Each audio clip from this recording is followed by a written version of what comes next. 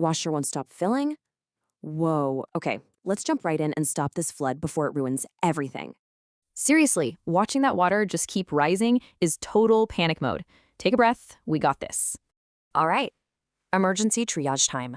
Unplug, turn off the valve, and drain. Here is exactly what you need to do. Step 1, yank that plug immediately.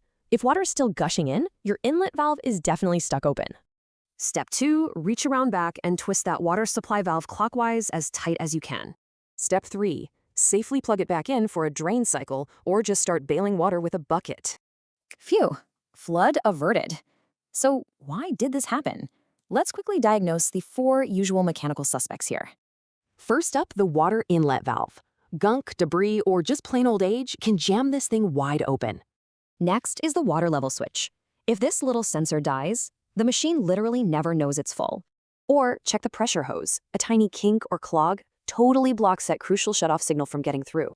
If the hoses and valves look good, it's probably the control board. Yeah, time to call in a pro. Tech visits usually mean massive out-of-pocket bills, but a small monthly warranty premium completely saves you from that nightmare. Don't wait for a flood. Get covered at libertyhomeguard.com today. Seriously, could your wallet survive a massive breakdown tomorrow?